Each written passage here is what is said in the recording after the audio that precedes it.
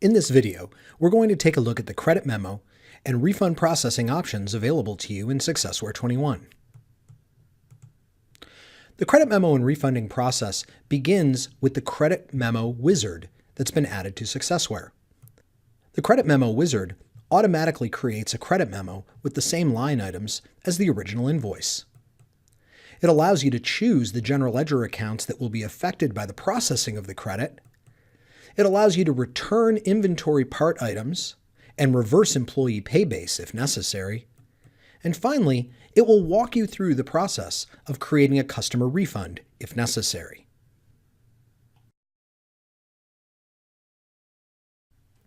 Before you can begin processing refunds and credit memos, you have to have the appropriate level of permission. New permissions have been added to SuccessWare to accommodate these features.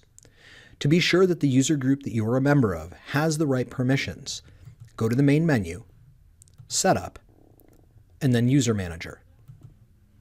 Here you can right-click and go to User Groups, and this will bring up the list of the different user groups in your business. The permissions that have been added related to credit memos and refunds can be found first on the Receivables tab. There's now a permission here called Post Refunds. So if you want to be able to process refunds, you have to have that checked. And on the Invoicing tab, there's now a group of permissions related to credit memos, the ability to create and modify, post, and apply a refund directly.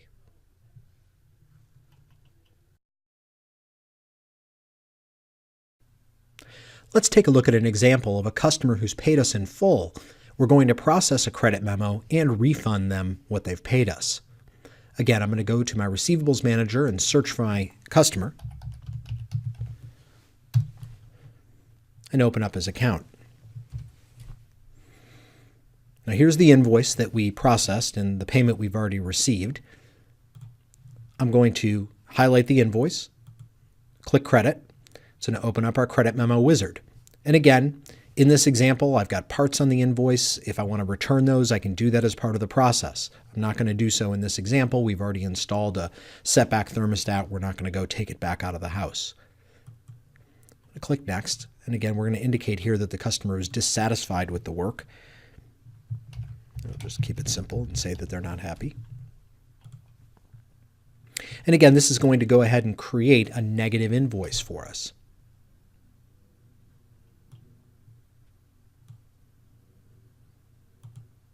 I'm going to set the date for the credit. So we'll do this for today. I've got my line item here as a negative amount. I'm going to save and I'm going to post. Now in this case, as I'm working through the process, the wizard is asking if I'd like to process the refund after posting. Now I could remove that check mark and no refund would be processed at this time. I could do it at a later point, but in this case, I'm just going to click OK.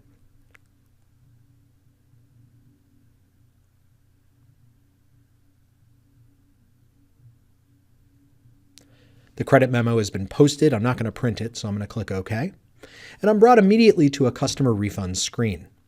Now, in this case, we've already processed this payment, and I'm using our integrated credit card provider, XCharge.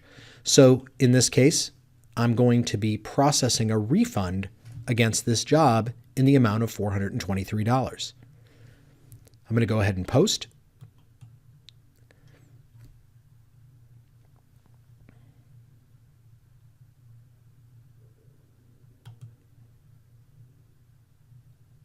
We're brought directly into the refund form with the amount of the refund already there. And what we're going to do is we're going to go and process this transaction through XCharge in this example. So to do so, I'm going to click the little payment processing button.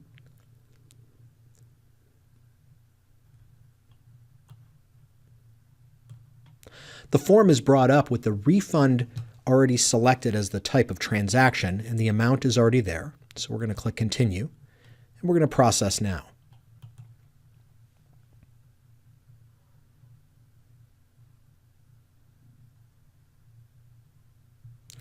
The refund has been approved, so we're going to close, and now we can go ahead and actually post the transaction.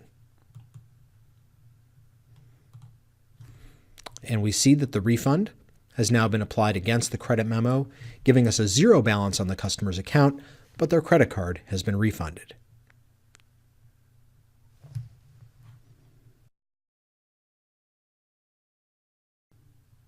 You'll process a credit memo against a customer. You'll process a credit memo from the customer's billing account. To get there, we'll go to the Receivables Manager and then search for the customer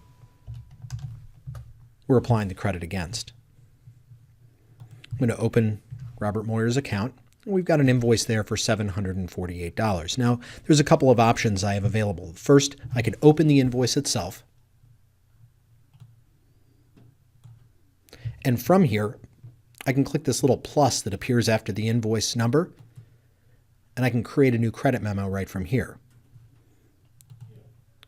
The other option, if I'm already in the customer's billing account, is to highlight the invoice and simply click Credit.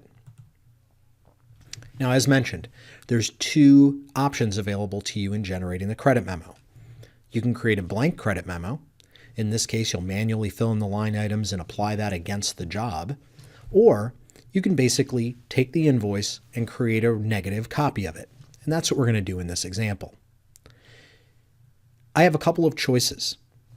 The system is going to look at that invoice and it's going to notice whether there were parts that were inventoried against that job and whether there were pay-based items, so basically task-based pay, that was associated with this job as well. And you'll have the option as part of this process to actually identify whether you want to mark those to be reversed in the flow. I'm going to leave them be. I'm going to choose a credit memo reason. So in this case, we're going to indicate that our customer was dissatisfied with the service. I would add a good note here, but I'm going to keep it simple and just say they weren't happy.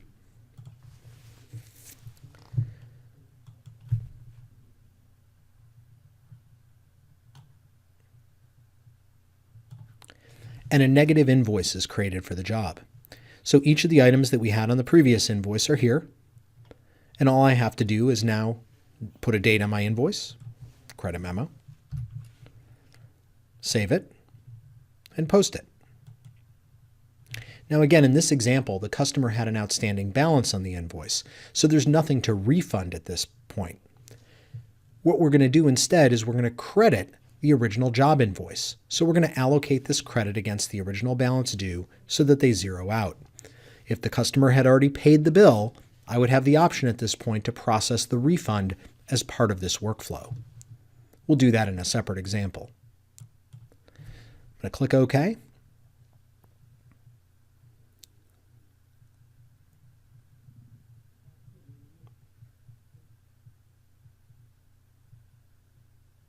The credit memo is posted, and if I want to print a copy of that, I can do so.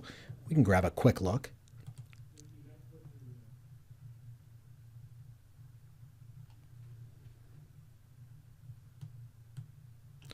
So in this case, we see that we have a negative invoice, a credit memo that we could provide a copy of to the customer that shows them that we're reversing that balance due. I'm going to close back to the customer's billing account. And we'll see now that that credit memo in its $748 credit has been applied against that outstanding invoice. And if I look at the allocation view, we can see it's the credit memo that zeroed out the invoice.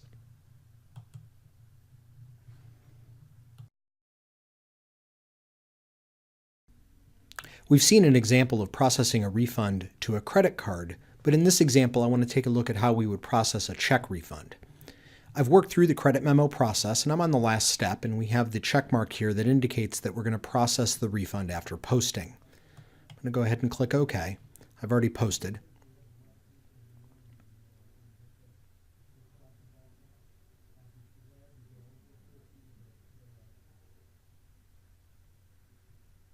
I'm going to choose not to print. And I'm taken to the customer's billing account and the refund form is opened for me. Now again, in this case, the system recognizes that the customer paid me by check initially, and it's offering to allow me to do a check refund. So it's brought up my checking account, my check is the payment method, and the check number has been entered. Now, because I'm working through the wizard, the system is going to try to auto-allocate this check to the credit memo that I've created. I'll have the option in this case to print, or if I'm handwriting the check, I can just click Post. And here we see the invoice. And here we see that the refund check, if I hit Enter, has been allocated against my credit memo.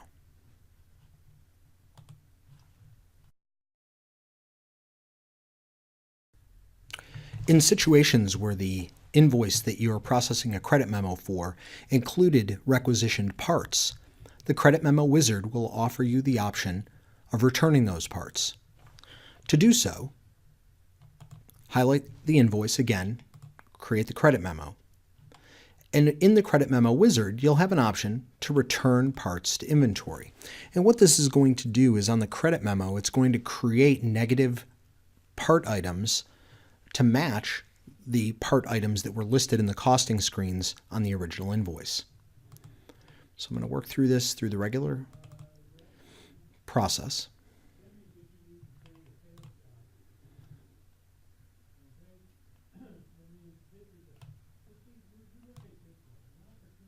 And the credit memo is generated. I'm going to put in my date that I'm going to process the credit memo. We'll save.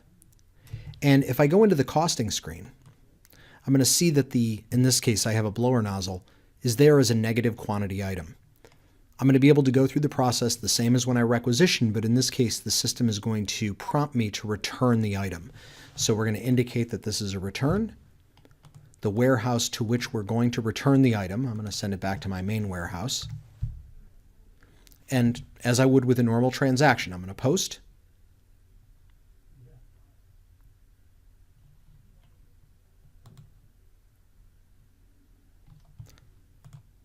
And then update my invoice cost.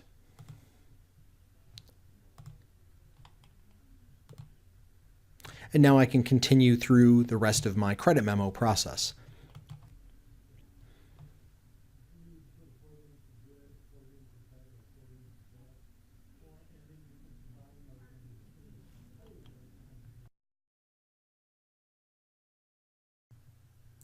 You can also process a credit memo against a counter sale invoice.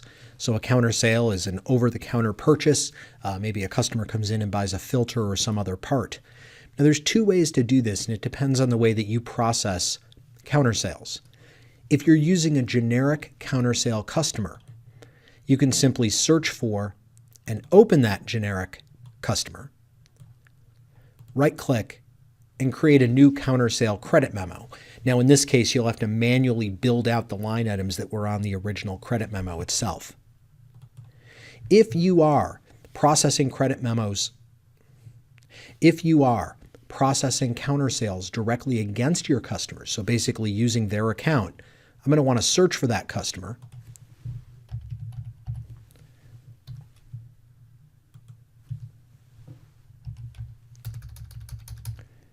I'm going to want to search for that customer. And again, I can highlight the invoice and click Credit. So we're going to be applying the credit memo, in this case, again, a counter sale invoice. And I have an option here, again, Postal Returns and Allowances. And again, in this case, because the part's actually coming back to me, I do want to return that part to inventory. So I'm going to click Next. Reason, customer is just returning the part.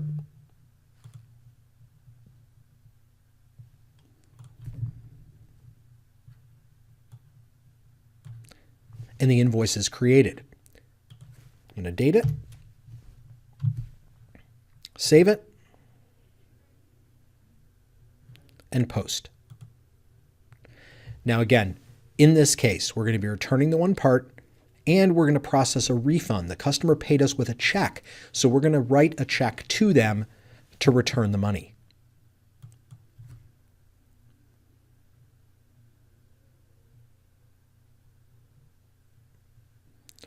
Again, because this is a counter sale invoice, the inventory transaction is processed automatically, so that part has been returned to stock. And again, counter sale, the assumption is that we're going to give the customer a receipt, so we can print now. I'm going to choose not to print. And because we had a $22.84 check that we received from the customer, we're going to go ahead and process a return. Now, in refunding the customer, we're going to refund from our checking account for the amount, check. Next check number is automatically generated for us. And we're going to go ahead and post. So in that example, it assumed that I was handwriting the check. I could have also clicked the print option to actually print the check out of the software if necessary.